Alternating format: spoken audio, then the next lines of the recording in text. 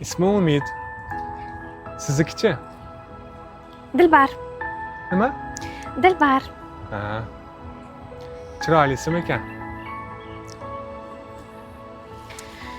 Rahmat. Dilbar. Dilbar, o'ynamayapman-ku, ha? Televizor pulti qani? Qani yoningizda turibdi-ku. Voy tavba. Bu sizga. Rahmat. Ha. Nima yegiz kelyapti? Qaysi restoranga boring? Turetskiygami, fransuzskiygami yoki sushi yegiz kelyaptimi?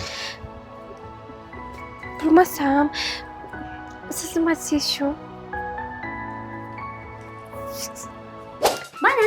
Hop, kechqurun ovqat. Hech qanaqa ovqat qilmayman. Restoranga olib borasiz, hech bo'lmasa mahalladagi choyxonaga borib ikkita shashlik yeb kelamiz. Bundan ko'ra kecha bozorlik qilganman, o'shanga mastaba qilsang-chi. Har doim mana shunaqa qilasiz, oxirgi marta qachon aytirishga bordingiz? Har doim mana shunaqa meni aldab kelgansiz. Boring, men siz bilan gaplashmayman. Haligi to'ydan keyin qarindoshlarning oldida sizni nima deb chaqiray?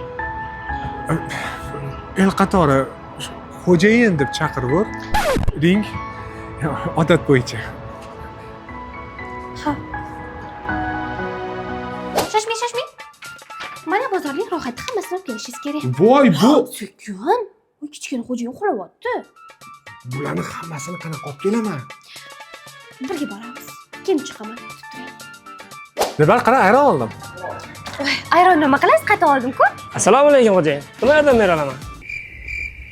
Dilbar, issiq kunlarda ayron zo'r ketadi. Voy, qattiq foydaliroq. Maylimi, men bilsam kerak. Assalomu alaykum xo'jayin. Nima yordam bera olaman? Dilbar, necha marta meni eshitgan ayron olaylik. Iltimos, men bilsam kerak. Qattiq foydali deb turibman-ku. Assalomu alaykum xo'jayin. Nima yordam bera olaman? Kechirasiz. Menimcha sizga murojaat qilyaptilar. Yo'q, bu yerda siz xo'jayin. Voy. Aytolmaysizmi? Qattiq yaxshimi yoki ayron? Ayron yaxshi. Qattiq yaxshi? Ayron. Qattiq. Senga tom ayron yaxshi. Qattiq. Ayron. Biz uni Korzinkada bahslashning hojati yo'q, chunki korzinkada siz xo'jayin.